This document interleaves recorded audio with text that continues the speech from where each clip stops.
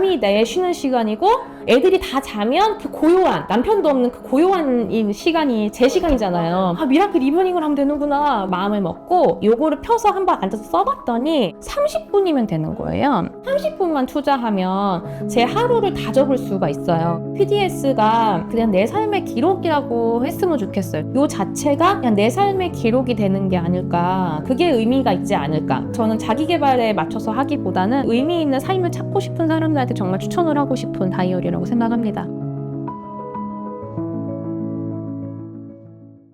사실은 아기 엄마들, 그러니까 아이 키우는 엄마들이 가장 많이 느끼는 게 내가 없다는 거거든요. 신생아 때부터 키우지만 그때는 진짜 좀비같이 살잖아요. 애들 막 너무 자주 깨고 밤에도 깨고 내가 이렇게 애기 키우다가 나라는 사람의 존재는 없어지는 게 아닌가? 막 이런 생각이 들 때가 있었어요. 근데 그때 만약에 이 다이어리가 있었으면 제가 조금 더 위안이 많이 됐었을 것 같아요. 왜냐하면 내 하루가 결코 헛되지 않았다는 거를 알 수가 있잖아요. 내가 아이를 키우는 것도 육아하는 것도 되게 대단한 일인데 그게 사실 스스로한테는 되게 대단하지 않다고 생각을 하고 산책 나가면 차 마신 것도 적어놓으면 그거 하나라도 내 하루가 그냥 의미가 있구나 라는 거를 정말 쓸 수 있어서 저는 이거를 자기를 사랑하고 싶은 내가 없어진 것 같은 엄마들한테 이 다이어리를 꼭 추천해주고 싶어요. 너무 좋은 말씀이에요. 네. 애들 키우면은 중심이 아이 중심으로 돼 세계관이 완전히 바뀌어버리잖아요. 걔네들 뒤식닥거리하고 이제 피곤해서 쓰러져 자고 그러는데 맞아. 나만의 시간이 없어져가지고 어떻게든 그 나를 위한 시간을 확보해서 그거를 또 쓰는 것도 필요하고 맞아요. 충전이 되는 시간이 될 것 같고. 네.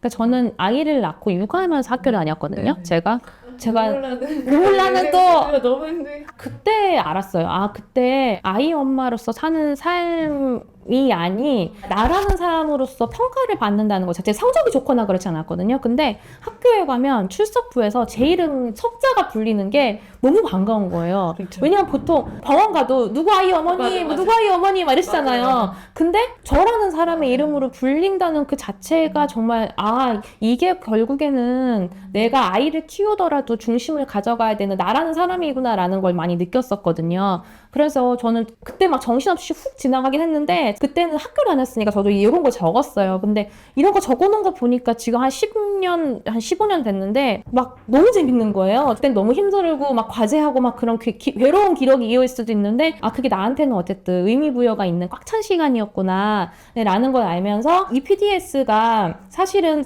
자기 개발로 많이 알려졌잖아요. 저는 그냥 요게 그냥 내 삶의 기록이라고 했으면 좋겠어요. 요 자체가 그냥 내 삶의 기록이 되는 게 아닐까, 그게 의미가 있지 않을까. 값어치는 다른 책값이나 뭐 커피 몇 잔 안 사면 먹으면 되잖아요. 근데 그게 저 1년을 저의 삶을 얻는다면 되게 좋을 거라는, 애기가 뭐 걷던지 뭐 이제 지금 있잖아요. 그때 근데 그 순간순간이 근데 기억이 안 나요. 제가 지금 지나고 나니까 그때 딱 걸은 날. 맞아, 걸은 날 이렇게 써놔야 되는데. 근데 제가 나중에 생각해보니까 우리 애가 셋이니까 첫째가 언제쯤 걸었지? 개월 수는 아는데 어떤 요일에 어떤 날짜에 걸은 거는 기억이 안 나잖아요. 그리고 아이가 아빠를 엄마를 했을 때 기쁨은 알지만 그때가 언제였지? 그러니까 그 시간 순간이 없는 게 아쉽더라고요. 그래서 그런 순간을 적는 용도로도 정말 이 다이어리는 그냥 너무 그 시간도 적을 수 있잖아요. 여기 애가 만약에 28일 날 만약에 12시에 갑자기 아빠랑 엄마라고 말 했어. 그러면은 너무 좋잖아요. 그 시간에 했다 막 이러면서 그런 기록으로 남겨놓는 것도 정말 저는 추천을 드리고 싶어서 저는 자기 개발에 맞춰서 하기보다는 의미 있는 삶을 찾고 싶은 사람들한테 정말 추천을 하고 싶은 다이어리라고 생각합니다. 인생에서 정말 나를 기록해보는 일을 좀 해보고 싶다라는 생각을 해가지고 1월 조금 지나서 제가 구매를 하게 됐는데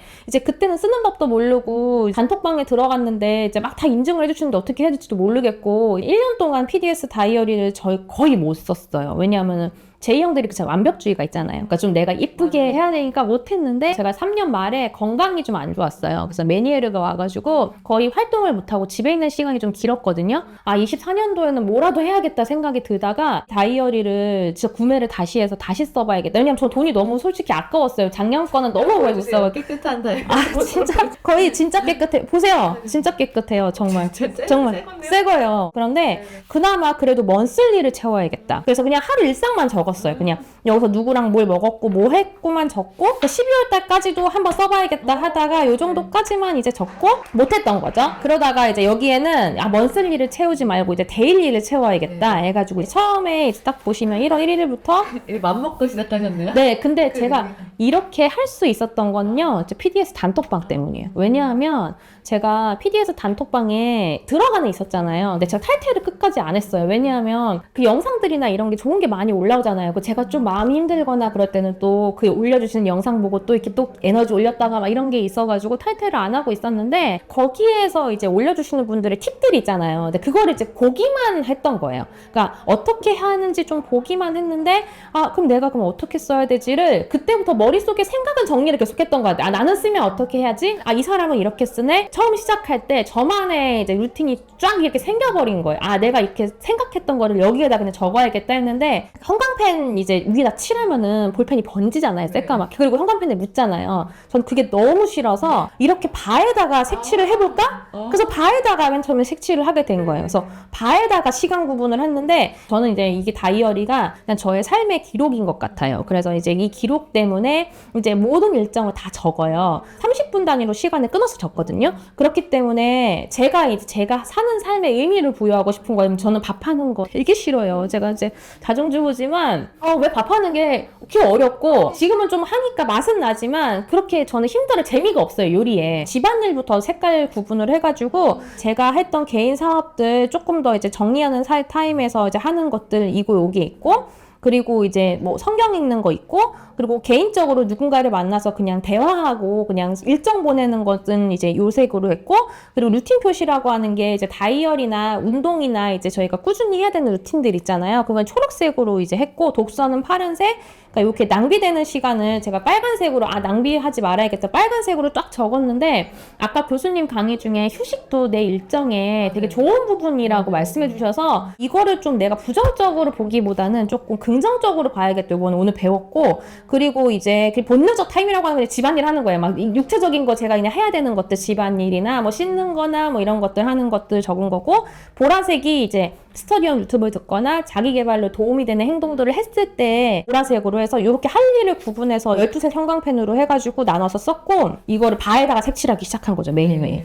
또 하나 제가 이번에 올해는 달라진 건, 옛날에는 이게 다 칠해지지 않으면 마음이 너무 괴로운 거예요. 제가 그래서 1월 달에 작년 거 비교해 보시면 이게 완벽하게 이렇게 1월 달 거 쓰다가 31일, 1일까지 쓰다가 5일차, 6일차까지 쓰고 이제 못한 거예요. 그때부터 이게 빈칸이 됐거든요. 이게 이렇게 막 그냥 이렇게 적어버리고 빈칸이 되고 또 못 쓰고, 또 이게 못 견디겠는 거예요. 막 체크가 안 된 것들, 빈칸으로 되어 있는 것들. 그래서 빈칸에 되어 있는 것들을 하지 말고 내가 이거를 뒤로 미루자. 뒤로 일정을 미뤄서 이거를 어떻게든 3일이건 5일 안에건 해내자 해가지고, 그거를 좀 완벽주의를 많이 버려서 할 일 한 거랑 미뤄진 거는 파란색, 이런 식으로 체크해가지고 이렇게 해서 이게 한 달을 적게 된 거죠. 이렇게 쭉. 네, 지금 한 달 차 이렇게 돼서 이렇게 됐고, 딱 보니까 이제 어떤 시간에 제일 많이 쓰는지 이런 색깔로 딱 보이겠네요. 내가 시간이 이렇게 1시간 단위를 30분 반 나눠가지고 반 단위로 끊어서 색칠해요. 네. 지금은 힘들지 않으세요? 왜냐하면 제가 이거를 썼을 때 가장 두려웠던 게 시간을 많이 쓰는 게 저는 고민이었어요. 근데 저는 솔직히 말해서 미라클 모닝을 못해요. 왜냐하면